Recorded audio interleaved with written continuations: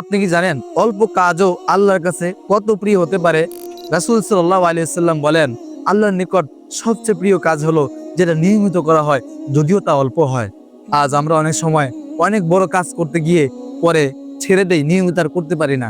কিন্তু রাসূল সাল্লাল্লাহু আলাইহি ওয়াসাল্লাম এই হাদিসের মাধ্যমে বলেছেন যে অল্প কাজও কিন্তু আল্লাহর নিকটে প্রিয় হওয়া যায়। আমি 2 রাকাত নফল নামাজ পড়লাম, বা 10 মিনিট জিকির করলাম, বা 1 পৃষ্ঠা বা 2 পৃষ্ঠা কোরআন তেলাওয়াত করলাম, এটা যদি আমি নিয়মিত করতে পারি, ওই বড় কাজের চেয়েও কিন্তু এটা আল্লাহর কাছে সবচেয়ে বেশি প্রিয় কাজ হবে। তাই আসুন, ভালো কাজ বা যে আমলগুলো আমি করি এটা নিয়মিত করার চেষ্টা করি।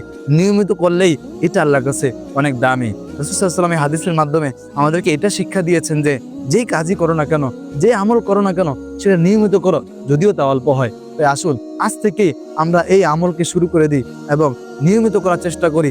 সেটা হোক নামাজ, কুরআন তেলাওয়াত বা জিকির, অন্যান্য ভালো কাজ, বিভিন্ন সামাজিক কাজ বা মানবতার বিভিন্ন কাজ, সবগুলোকে আমরা নিয়মিত করবো ইনশাআল্লাহ। এর মধ্যে আল্লাহ রেখেছেন অনেক বড় বড় কাজের মতো বিশাল সওয়াব।